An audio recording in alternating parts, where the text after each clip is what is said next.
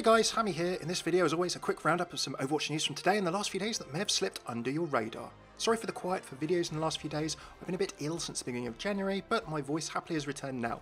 Quite useful for recording videos, I think. First up, Blizzard have announced when Overwatch's new loot update and Blizzard World are releasing. The new skins are due next week and they've started teasing them today with some sprays, but there may be some hints as to new skins in there. I'm going to quickly review those for you. The Overwatch League is kicked off with a bang, a quick review as to how that's gone in its first week, and a quick tip if you haven't seen it as to how to get 100 free extra credits towards getting another skin for yourself. And finally, thoughts on Lunar New Year and when the new event for Year of the Dog could potentially start, as well as some thoughts on potential new skins and more. As always, time codes in the description below if you want to skip to a particular piece of news, and as a quick reminder, you may have missed my Blizzard World map tour lore and interactions videos for the new map coming up, so please do check it out if you have time, link here and at the end of the video as well as in the description. More Overwatch lore coming up in the coming days, now I've got my voice. Okay, on with the news. Firstly, over the last couple of days, Blizzard have not only given us a date for Blizzard World, but they've also given us the first teaser just now of new content coming in the loot box update. We already know that Blizzard Warcraft, Starcraft and Diablo skins are coming, such as Immortal Orisa, Blackhand Doomfist, Nova Widowmaker and more. Do check my skin or videos playlist if you want to discover the non-Overwatch history behind those heroes, but Blizzard announced not too long ago today that they're going to be teasing something new every day from now until when they release next week. It's going to be the 23rd of January, next Tuesday, the normal patch day for Blizzard World and this loot box update. Our first teaser showed sprays as well as a new emote for Tracer, but these sprays may actually give us a clue as to new upcoming skins as well. So let's have a quick look at the new ones. So I've taken a still of that video. We can see old skins such as Wasteland Ana, Shiva Reaper, Tombstone Bastion, Jhin or Ifrit Zenyatta and a bunch more, as well as the already revealed new skins such as Eco Point Mei, Crusader Reinhardt, Barbarian Zarya and a bunch more. But there are 4 characters who look as though they have new skins here. Now they are Hanzo, Lucio, D.va and Pharah, if these are actually skins. So firstly, let's take a look at Lucio. This is quite a swaggery, kind of brightly coloured outfit. Potentially it's maybe a totally 80s one, like Zarya's bright colour palette, or maybe it's him as a freedom fighter when he was freedom fighting in Rio against the Vishkar Corporation. Next up, we've got D.va. That's kind of quite classical Cat or Neko style. I'm pretty sure that if D.va has a mech that has cat ears on it, for example, people are going to be queuing up for that one. What do you think? Given that D.va had her Palanquin skin, which was her more Korean traditional one, for Lunar New Year last year, it seems that this is less likely perhaps to be a Lunar New Year skin for D.va, so I wonder if it's in the loot box update. As for Hanzo, well, this could be a Lunar New Year skin for him, but it kind of looks kabuki style, like a classical Japanese dance or drama. It also has a look of the skins or looks of the 2 brothers from the Dragon short animation, if you remember that. As for Pharah, well, she's very blue and gold. Now, I wonder if this is another Blizzard skin crossover. So, Immortal Orisa is based on an Immortal Protoss unit in Starcraft from the Protoss race. Now, they are very distinctive with their blue and gold colouring. Pharah kind of looks quite similar. I wonder if she is meant to be a Phoenix. This is a Protoss flying unit, kind of like a fighter, and it would actually really match up well with Pharah and that blue and gold colour scheme that we see. I don't know, what do you reckon? The good news that was shared just the other day was that Blizzard World is also coming on the 23rd of January, so we're going to get a bunch of stuff next Tuesday. Now, some people have said that maybe this content was delayed because of the Overwatch League launching. Jeff Kaplan has actually done some interviews to explain why this is not the case.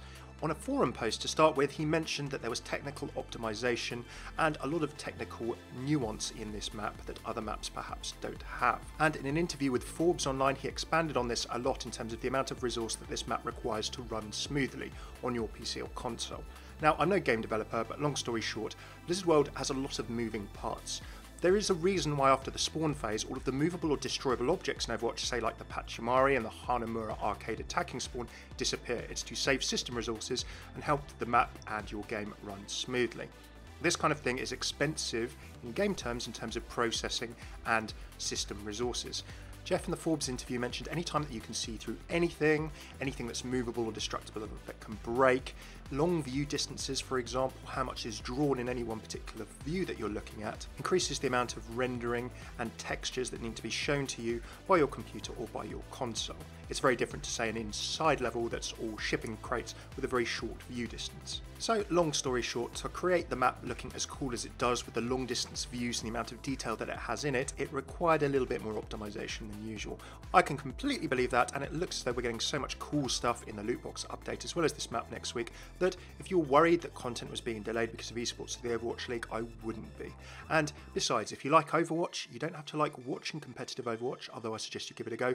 We all want Overwatch League to be a success. Coming on to the Overwatch League, it had a great start with over 100 million viewers in its first week apparently, according to Blizzard, with 400,000 or so viewers on Twitch on the opening day. We saw some amazing individual and team plays, interesting strategies, I think some intriguing signs of what compositions teams might try and play in a life where Mercy is not a must pick, however they eventually end up changing her. Now a quick tip, I know this is an old one perhaps if you keep up with Overwatch news daily, but if you want an extra free 100 tokens to get yourself another free Overwatch League skin, go to the Overwatch League website at overwatchleague.com, go to the bottom, sign up for Overwatch League emails with the Battle.net email address that you use to play Overwatch on PC or that's connected to your Overwatch account on console, and then you should get those 100 free tokens within 3 or 4 days. It's done in waves. Providing you signed up by I think the end of the first week of February, you should be getting these. So there you go ahead and get yourself a free skin. Finally, Lunar New Year or the Year of the Dog event is going to be coming up very soon as well. Now first thing is to when a release date could be.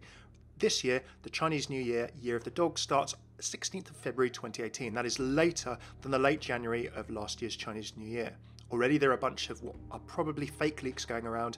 Remember that we saw a Genji image stroke promotional image leak at Christmas that turned out to be a fake as well. If my memory serves, there have only been 2 100% proven correct leaks in Overwatch's lifetime.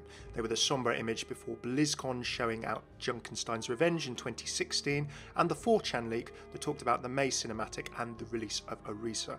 Any other leak that you see, in quotes, I would say should be taken with a pinch of salt and be thought to be fake unless proven otherwise. Now as to when it could release, well, Overwatch League Stage 1 finishes on February the 11th, and then the second stage of the Overwatch League, after a break, starts on February the 22nd.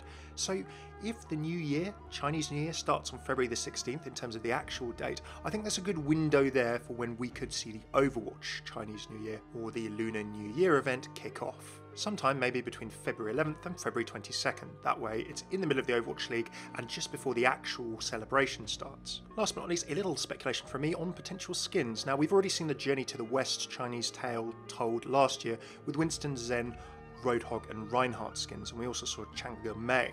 Now in terms of potential skins for this year, depending on that Kabuki Hanzo skin, I also thought maybe you could get a Hachiman skin. The Japanese divinity of archery and war, a divine protector of Japan, he was also known as the god of 8 banners, and he was also worshipped as the god of agriculture and fish by peasants who hoped he would fill their nets, and of course Hanzo has a fisherman dance.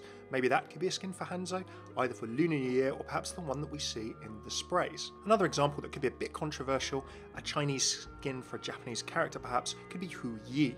Now he was a mythological Chinese archer god, sometimes known as Shen Yi, also portrayed as a god of archery, descended from heaven to aid mankind, and his wife was Chang'e, a lunar deity, and of course that's Mei's skin.